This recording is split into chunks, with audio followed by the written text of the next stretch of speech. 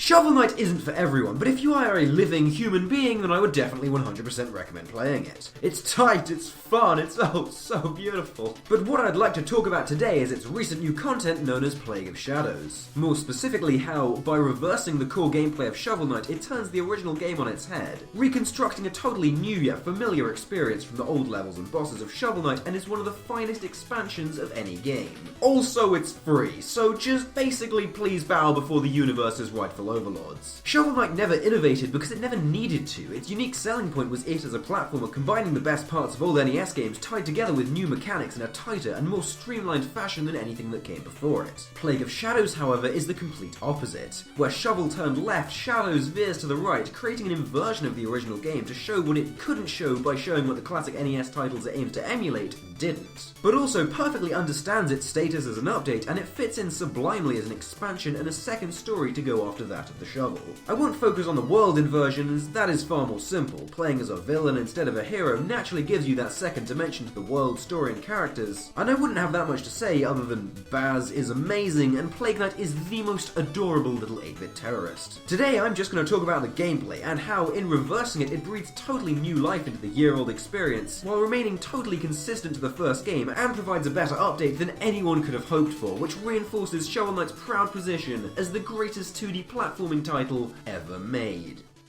It would be a hasty statement to make, claiming Plague of Shadows' gameplay was totally opposite to Shovel Knight, but at least in all the areas Shovel Knight breaks from the standard platformer, Shadows carefully breaks trends in the other direction. For instance, Shovel Knight's most reliable and effective attack would be his down thrust bouncing move, meaning his most powerful position would be above an enemy, and the way it allows him to easily bounce off enemies and blocks, combined with his slow walking speed and tall jump, means he is far more comfortable with vertical motion. Plague Knight's secondary attack is an upward burst move that attacks from below, and he's given a few attacks that work reliably going directly down, meaning he is most powerful from below, and given how far it can fling you left or right, and both how short Plague's jump is and how versatile using your double jump becomes, Plague Knight is much better at moving horizontally. Various upgrades in both stories support this further. The most useful armor in Shovel Knight, the Dynamo Mail, rewards repeated down thrusts, and probably the best thing to buy in Plague of Shadows would be the Float Burst, giving you more precision while landing and the ability to cover far more horizontal space. Plague Knight's ice physics and ability to hold still in midair while firing build an idea that he's more control in the air, whereas with Shovel Knight's bouncing, he'd be far more comfortable on hard ground. On top of all of this, Shovel Knight fights with primarily simple, repeatable melee attacks, but Plague Knight uses mostly limited projectiles, changing further the area you need to work out to find the best vantage points to vanquish your foes. Now, these may seem like unimportant differences, but they're absolutely not. In any platformer, your relationship to space and distance to and from enemies is crucial, and these radical changes to movement speed and attack patterns fundamentally changes the way you look at levels, at obstacles, at enemies, and where you'd want to position yourself, influencing how you act moving in boss battles. Shovel Knight being most at ease on hard ground, high up above enemies in tall levels, and Plague Knight being more comfortable in the air but lower down, just below enemies in very wide stages. The foes and areas haven't changed, but your relationship and interpretation of them has, which allows you to play the game for the first time all over again, and appreciate further all the intricate details of every aspect. Genius!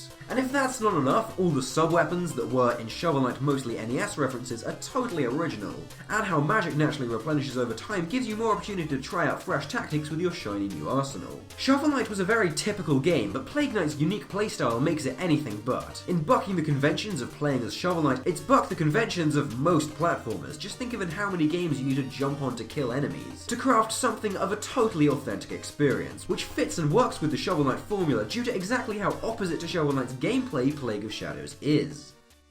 But just to invert the game wouldn't fit as a sequel or update, which Plague does well to adapt to, by making a more difficult and complex game with plenty added, for serious lack of a better word, MLG-ness. Not only is Plague Knight harder to control, differing from Shovel Knight means differing from most platformers, so a lot of these mechanics are unusual ones, and his movements are generally more awkward as you spend more time mid-air, but the added versatility means that once you do work it out, you can do so much more. Combining burst moves, tactical usage of the second jump, and getting to grips with how throwing bombs in mid-air affects gravity allows you to perform devastating combos, because the game understands you've played everything before and must be okay at the game to have already completed it once. Plus, since all the levels and bosses are, for the most part, part unchanged, it gives you an opportunity to try out new tactics and moves because you already know exactly what you're up against. And further to that, as you already understand the mechanics too, the game starts to mix them up for extra challenge and to raise the stakes of each segment. Most heart increases are now temporary, given the mechanics of the potions that increase your maximum health until you die, which adds a nice risk-reward element to the life system, and gaining new sub-weapons now requires you to go through 2 challenge stages instead of 1, and one of which will have been designed specifically for Plague Knight, which makes the process of getting each sub-weapon that little bit harder, as having played through Shovel's campaign, you know how useful each one will be. Lastly, green coins are now strewn throughout each level, taking the purchasing of extra gear that tiny bit further away from you and making each level fresh, as parts you may have found ways to avoid suddenly become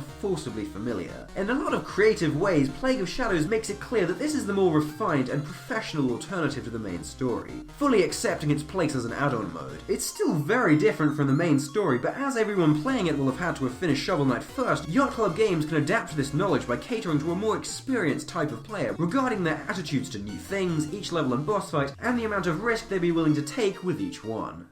In short, Plague of Shadows is perfection and Yacht Club Games deserve your money. It mixes up Shovel Knight to the extent that it's like playing a brand new, bigger, more original, complex game, just as refined and tight as the masterpiece of the original. The gameplay is both made more hardcore, and with all Shovel Knight's quirks reversed, you can look at the same content more intricately and yet completely different. Playing it, you'll have an absolute blast. No pun intended, just kidding, I rehearsed that one in the shower every day for a week. This is seriously the best DLC I've ever played, and the fact that it was released as a free update is incredible. I don't even know what else to say. Canon Shovel Knight is a douchebag.